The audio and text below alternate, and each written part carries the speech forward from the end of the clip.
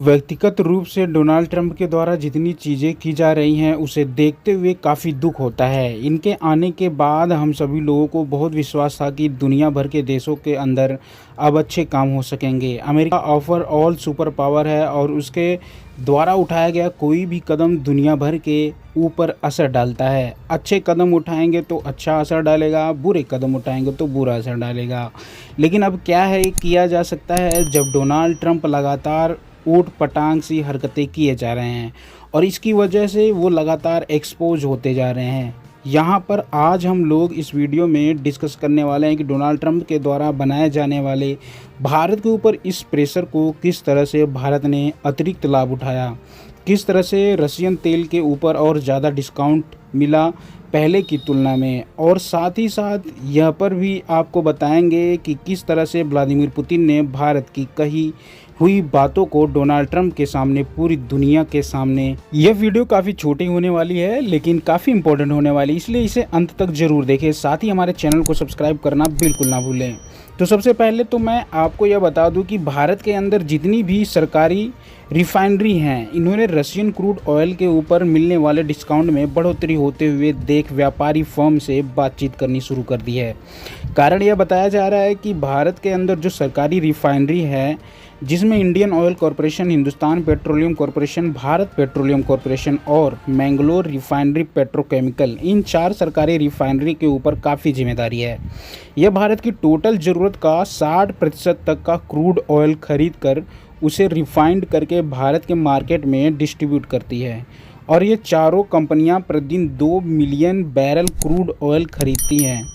अब दरअसल हुआ यह है कि अक्टूबर 2024 तक की अगर बात की जाए तो रशियन क्रूड ऑयल के ऊपर हमें 1 से लेकर $1.5 प्रति बैरल के हिसाब से डिस्काउंट मिल रहा था।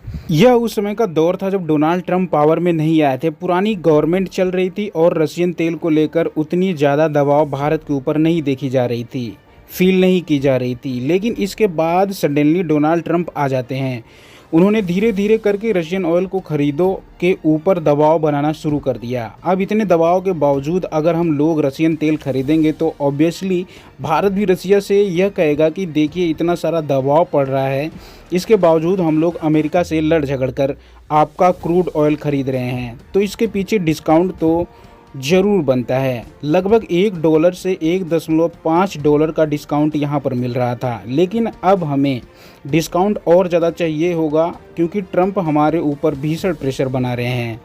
उसका असर यह हुआ कि हमें जुलाई मंथ के अंत तक प्रति बैरल लगभग 2.70 का अतिरिक्त डिस्काउंट मिलने लगा।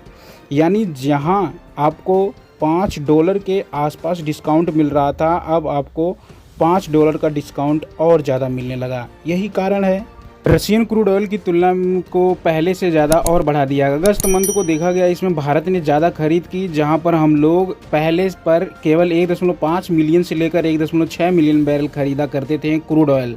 तो अब हम लोग लगभग 2 billion barrel per day crude oil खरीद रहे हैं। इसके अतिरिक्त आप सभी को याद होगा कि भारत के विदेश मंत्रालय की तरफ से अमेरिका को जवाब देते हुए ऑफिशियली प्रेस रिलीज जारी करते हुए कहा गया था कि आप हमारे ऊपर तो रशियन क्रूड ऑयल खरीद को लेकर दबाव बना रहे हैं, लेकिन एट द सेम टाइम आप भी रसिया से व्यापार कर रहे हैं। यूरोप के बारे में भी इन्होंने बताया कि यूरोप क्या क्या खरीद रहा है रसिया से। वहीं पर अमेरिका की बात की जाए तो अमेरिका के विदेश मंत्रालय द्वारा कहा गया था कि यूरोपीय हेक्साक्लोराइड, जो कि आपकी न्यूक्लियर इंडस्ट्री के लिए ज़रूरी है, वह आप रसिया के से खरीद रहे हैं। इसके अलावा आप पैलेडियम खरीद रहे हैं जो कि आपकी ईवी इंडस्ट्री के लिए ज़रूरी है।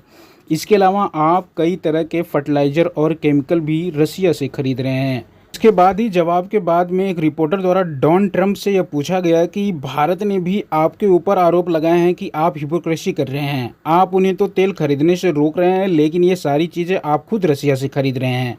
तो ट्रंप के पास उस समय कोई जवाब नहीं था और उन्होंने यह कहा था कि मुझे इसकी जानकारी नहीं है, मुझे पता करना होगा। लेकिन रिसेंटली हम जानते हैं कि अलास्का में पुतिन और ट्रंप की मुलाकात हुई। वहाँ पर आप पहले ही वीडियो देख लीजिए कि पुतिन ने क्या कहा। Simmons 20% lot works US investment portfolio. Other show much trade digital high tech and in space experiments VC. तो यहाँ हर सारी बातों के अलावा जो 5 लाइन थी यह क्लियर सुनाई होगी कि डोनाल्ड ट्रंप पावर में आए तो उन्होंने रसिया के साथ ट्रेड लगभग 20% तक बढ़ा दिया। यानी जो बाइडेन के कार्यकाल में अगर रसिया के साथ इनका ट्रेड 80 रुपये का होता था तो डोनाल्ड ट्रंप के कार्यकाल में रसिया के साथ यह ट्रेड लगभग 100 रुपये का हो चुका है। तो इससे साफ झलकता है कि डोनाल्ड ट्रंप कहीं ना कहीं रसिया को पूरी तरह से हिपोक्रेट कर रहे हैं और रसिया को पूरी तरह से निचोड़ना चाहते हैं। वैसे दोस्तों आपका क्या कहना है इस पर अपनी राय हमें कमेंट के माध्यम से ज़रूर बताइए। तो मिलते हैं आपको नेक्स्ट वीडियो में, तब तक के लिए जय हिंद जय भारत।